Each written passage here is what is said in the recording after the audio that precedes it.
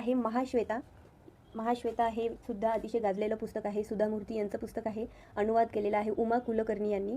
तर अंगावर कोड फुटलेला एका स्त्रीची कहाणी यामध्ये दिलेली आहे आणि तिला कोणत्या कोणत्या संकटांना सामोरे जावं लागलेलं आहे. तर हे पुस्तकसुद्धा तुम्ही नक्की वाचा. त्याच्यानंतर आहे मुकद्दर कथा औरंगजेबाची. तर स्वप्नील रामदास कोलते यांचं हे पुस्तक आहे. तर औरंगजेबाविषयी या पुस्तकांमध्ये भरपूर माहिती दिलेली आहे. छत्रपती शिवाजी महाराजांनी छेडलेली जंग ही आशिया खंडातील सगळ्या सामर्थ्यवान सुलतानाविरुद्ध होती. तो सुलतान क्रूर होता, कपटी होता, धूर्त होता, हुशार होता, द्रष्टा होता, यासोबतच भयंकर महत्त्वाकांक्षी होता.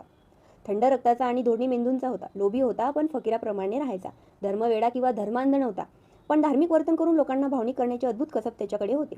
त्याच्या सर्व गुणांचा वापर करून त्याच्या इतक्याच ताकदीच्या सगळ्या शत्रूंना संपवून तो मुघल तख्तावर बसला खरा, पण स्वतःला नियती म्हणजेच मुकद्दर समजणारा हा सुलतान अखेर स्वतःची मुकद्दर लिहू शकला नाही. दख्खनच्या पहाडांनीच त्याचं मुकद्दर लिहिलं. महाराजांच्या निधनानंतर सुद्धा तब्बल 26 वर्षे मराठी तळहातावर शिर घेऊन या क्रूर सुलतानाशी लढले. त्या पराक्रमाची याद म्हणजेच औरंगजेबाचे हे चरित्र. नक्की वाचा.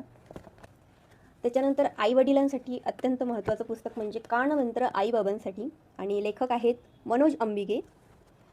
हे पुस्तक प्रत्येक आईबाबा आजी आजोबा यांनी वाचलेच पाहिजे असं हे पुस्तक आहे. त्याच्यानंतर आहे साने गुरुजींचं अतिशय गाजलेलं श्यामची आई हे पुस्तक. या पुस्तकाचा एक फायदा मी असा सांगेन की या पुस्तकातल्या बऱ्याच गोष्टी मी माझ्या मुलासोबत शेअर केलेल्या आहेत. रात्री झोपताना त्याला बऱ्याचदा गोष्ट सांगावी लागते, बऱ्याचदा म्हणजे ऑलमोस्ट रोज त्याला गोष्ट सांगावी लागते आणि या पुस्तकाचा मला खूप जास्त फायदा झालेला आहे. श्यामची आई साने गुरुजींचं हे पुस्तक अतिशय गाजलेलं पुस्तक आहे. अजूनही वाचलं नसेल तर नक्की वाचा.